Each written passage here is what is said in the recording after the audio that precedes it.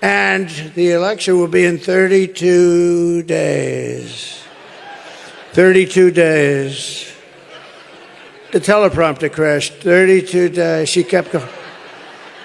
I would have loved to. You know, it kicked back in. It's called a kickback. Like some people know a lot about a kickback. It's called a kickback. They know in this administration. But no, it's a kickback. It kicks back in. So we won two beautiful, big, horrible in many ways, but we won two world wars with that attitude. And we didn't win with the woke stuff, but I have no idea what that sound that Donald Trump just made was, and clearly neither did his crowd. Because as we will see in the rest of this video, there were several instances in which Donald Trump was so bizarre, so out of control, so arranged in this speech in Georgia that the crowd just fell silent. And we continue to see this as Donald Trump's rallies get more and more unhinged. And of course, the crowd size gets smaller and smaller, but we see these hilarious and embarrassing for Donald Trump moments when we see images of the crowd with people looking side to side, shocked looks on their faces, so concerned for Donald Trump as he continues to unravel. And that is exactly what happened tonight. Donald Trump has been more deranged than ever in any instance in which he is opening his mouth, whether it be an interview, a speech, or a town hall. And it's the reason his campaign continues to spiral. And tonight was a perfect example of how much he has absolutely lost it. And we are going to get into all of that. But before we do, if I could quickly ask you to leave a like on this video and hit that subscribe button if you want to join the community that we are building on this channel. It really goes a long way and means the world to me now. Like I said, multiple instances of Donald Trump being completely unable to speak during this campaign pain rally and shocking his crowd. But before we get into those, I think we need to check out one of which Donald Trump was able to speak, but it kind of backfired. pretty cool. You know, we got to protect our brilliant people. We got to remember that there aren't too many brilliant people around. Not too many, right, Marjorie? Marjorie knows better than anybody. There aren't too many. Oh man, the inadvertent shot at Marjorie Taylor Greene. Yes. If there's someone in that crowd who knows a lot about people who aren't brilliant, it's Marjorie Taylor Greene. I wouldn't exactly call her a Rhodes Scholar. I wouldn't give Marjorie Taylor Greene any credit under any circumstance. That is an absolute insane individual. But I don't think Donald Trump meant to take a shot at her, but it's clearly what it sounded like to me. But he doesn't know what he's saying at this point. And that's very clear. When Donald Trump started talking about our military just blabbering on in the strangest way, as he's continued to do more and more lately, as he's called for violence in the military to attack his political opponents. But before we go any further on that, let's just take a look at this clip. They don't want to do anything that's good for us. They don't want to do anything that's good for us. And you know what? They ought to be ashamed of themselves. I'm going to ask them to put on woke. Do you know this? What this is all about? We don't have a woke military, but some people think there are some people in the top. Can you put that woke military? Put it up, the Master Sergeant. He really truly just doesn't know what he's saying anymore, does he? He's just kind of making stuff up as he goes. That's the nature of the Donald Trump rambling rally, where he's just kind of picking things out of the air. It's a little bit of Hannibal Lecter one day, a little bit of windmills, and then it's karaoke and a town hall the next. It is just absolute nonsense, in which all he wants to do is share his grievance and praise himself a little bit for all the incredible things little Donald does, which is exactly what we saw in just a bizarre clip right here. The Caravan, I made up that name too. I'm good at names, you know the names? I can't use those names too much because many of them were for Republicans. We had some beauties, but we can use Pocahontas and other people. But I said, listen, I said, you wouldn't take them back. Sir, there seems to be a misunderstanding. Why does he continue to do this? We always talk about how Donald Trump wants credit for things that he didn't actually do, and of course won't take accountability for the things that he did and his terrible actions and the results of them. He doesn't want to take accountability, but saying that he came up with names of things. You came up with the name caravan, the word. He's always saying that he came up with fake news. Two words that I think existed before you, Donald. But again, he just wants credit for everything. He is a child. He is insecure. And that's why we see him continue to lash out like he did in clips like this.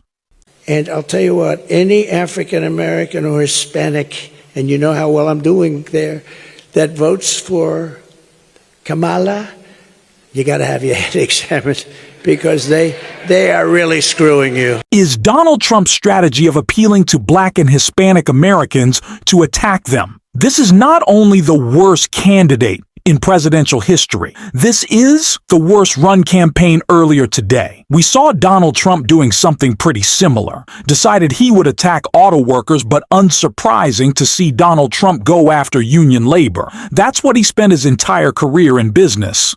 Doing his entire failed career in business. Let's be clear, but he's no more of a success on the stage either, because like I said, Donald Trump barely coherent tonight, and we can see that in a couple of clips. But the first one I want to start off with comes right here. And the election will be in 32 days. 32 days. The teleprompter crashed. 32 days. She kept going. I would have loved to, it kicked back in. It's called a kickback. Like some people know a lot about a kickback. It's called a kickback. They know in this administration. But no, it's a kickback. It kicks back in.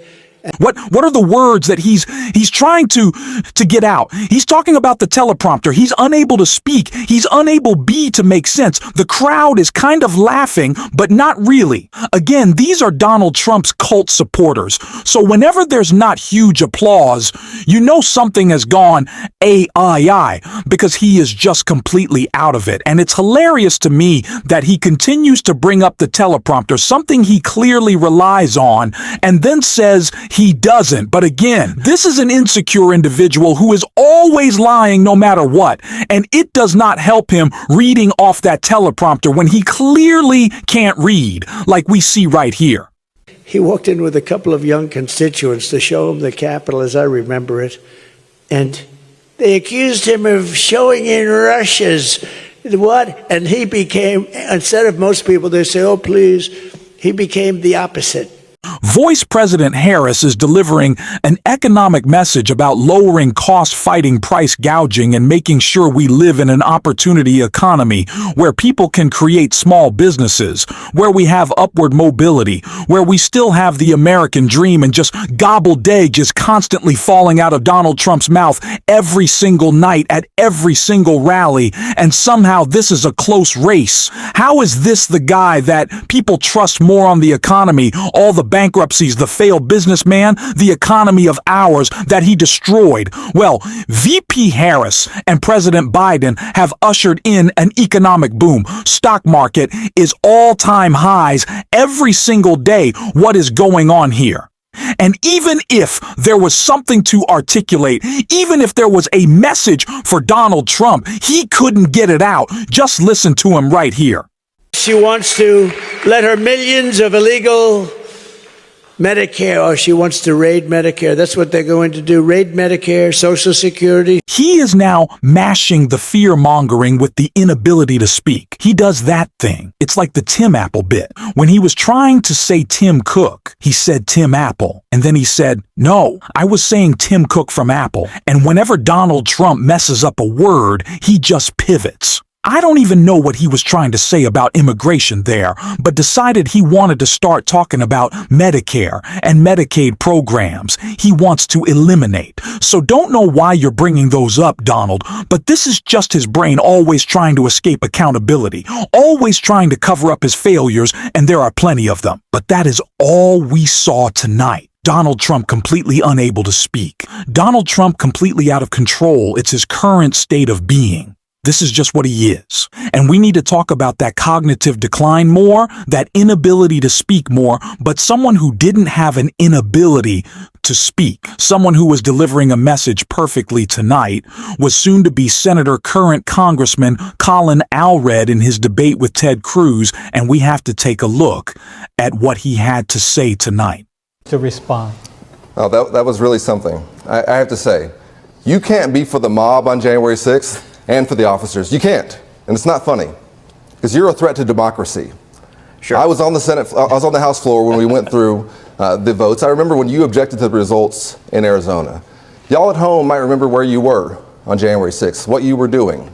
I know where I was, and I know where he was. I remember when they told us to reach under our seats for these gas masks.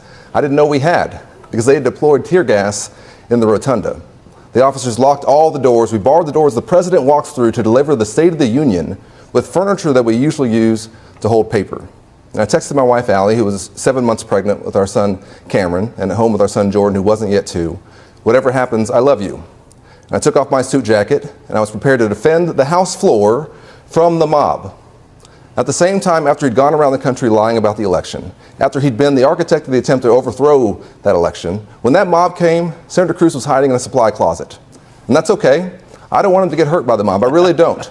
This election is his accountability. You cannot just be patriotic when your side wins.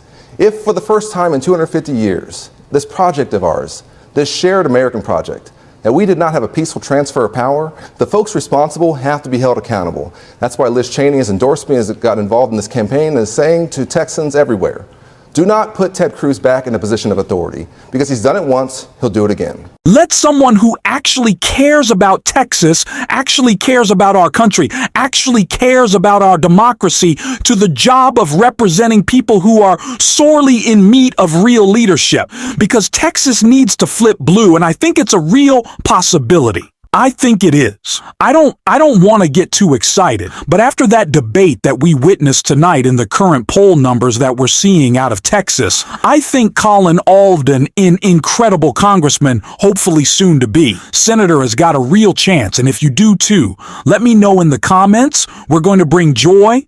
We're going to be excited. We got things to be excited about. We're going to keep talking about those every single day. And if you want to support that, as always, you can hit that like button. You can leave a like, you can hit that subscribe button. Maybe we're having too much fun now, and you can drop a blue heart in the comments. Until next time, I'll see you soon.